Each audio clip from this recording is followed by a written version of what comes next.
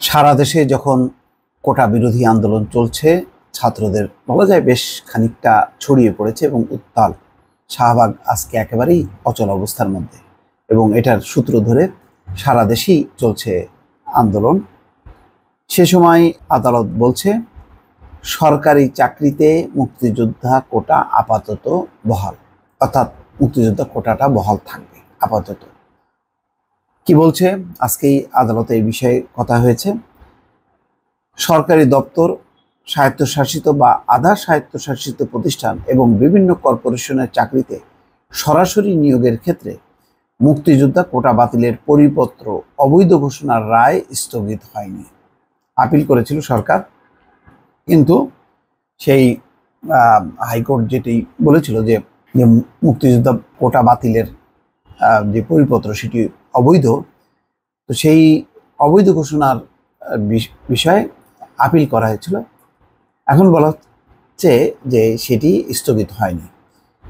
বৃহস্পতিবার মামলাটি শুনানির জন্য উপস্থাপিত হলে সুপ্রিম কোর্টের প্রধান বিচারপতি ওবায়দুল হাসানের নেতৃত্বাধীন 6 বিচারপতির আপিল বেঞ্চ কোনো সিদ্ধান্ত দেননি। এর আগে রিটকারীদের আইনজীবী মনসুরুল হক চৌধুরী আজ উপস্থিত নেই জানিয়ে আজ শুনানি না করার আর্জি জানান আইনজীবী জহিরুল ইসলাম। তিনি আদালতকে বলেন, সিনিয়র আইনজীবী আজ উপস্থিত নেই, তাই নট টুডে রাখার আর্জি জানাচ্ছি।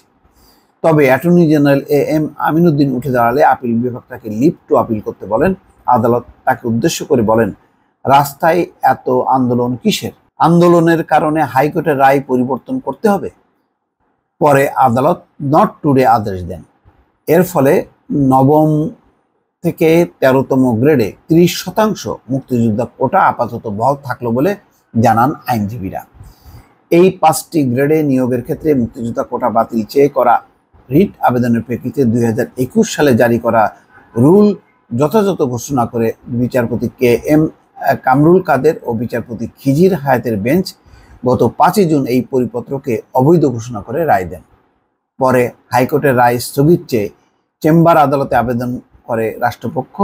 গত 9 জুন চেম্বার বিচারপতি এম ইনায়েত রহিম রাষ্ট্রপক্ষের আবেদন শুনানির জন্য 4 জুলাই অর্থাৎ আজ দিন ঠিক করে দেন। এদিকে কোটা বহাল রেখে হাইকোর্টের রায়ের পর থেকে সারা দেশে আন্দোলন করছেন বিভিন্ন বিশ্ববিদ্যালয়ের শিক্ষার্থীরা। ঢাকা বিশ্ববিদ্যালয়ের সাধারণ শিক্ষার্থীদের পক্ষ থেকে একটি প্রতিনিধি দল আজ পদক্ষেপ নিতে অ্যাটর্নি জেনারেলকে স্মারকলিপিও দিয়েছে। এই হচ্ছে পরিস্থিতি দর্শক। স্মারকলিপিতে বলা হয় 2018 সালে সারা বাংলাদেশের শিক্ষার্থীদের গণ আন্দোলনের প্রেক্ষিতে সরকারি চাকরি নবম থেকে 13 গ্রেড পর্যন্ত যে সরকারি চাকরি থেকে কোটা পদ্ধতি বিলুপ্ত করা হয়। কোটা সংস্কার ছিল শিক্ষার্থী ও চাকরি প্রত্যাশীদের প্রাণের দাবি। বৈষম্য মুক্ত ও মেধাভিত্তিক বাংলাদেশ নির্মাণে চাকরিতে কোটা পদ্ধতির পুনর্বিবেচনা করে কোটার যৌক্তিক সংস্কার চেয়েছিলেন শিক্ষার্থীরা। সরকার সার্বিক বিবেচনায় নবম থেকে 13 গ্রেডে কোটার বিলুপ্তিকে সমাধান মনে করেছিল। এতে আরও বলা হয়, আমরা মনে করি হাইকোর্টের রায়ে বাংলাদেশের শিক্ষার্থীদের আশা আকাঙ্ক্ষা প্রতিফলন ঘটেনি। পুনরায় কোটা ফিরে আসা মানে দেশের লাখ লাখ তরুণ তরুণীর দাবি ও আন্দোলনের সঙ্গে রাষ্ট্রযন্ত্রের প্রহসন। মুক্তিযুদ্ধের যে মূল মন্ত্র সাম্য, মানবিক মর্যাদা ও সামাজিক সুবিচার তা নিশ্চিত করতে এবং একটি দক্ষ প্রশাসন গড়তে মেধাভিত্তিক নিয়োগের কোনো বিকল্প নেই। এখন দেখা যাক এখন রাষ্ট্রপক্ষ শিক্ষার্থীদের পক্ষ থেকে কতখানি লড়াই করেন আর কোর্টও সেই ব্যাপারে কতখানি সাড়া দেন, এইটি দেখার বিষয়। তবে সবচেয়ে বড় কথা হলো যে রাজনৈতিক সিদ্ধান্ত বা সদিচ্ছা ছাড়া আসলে এইগুলো আইনগতভাবে সমাধান সম্ভব নয়, এটা আগেও দেখা গেছে। দর্শক ভালো থাকবেন, আল্লাহ হাফেজ।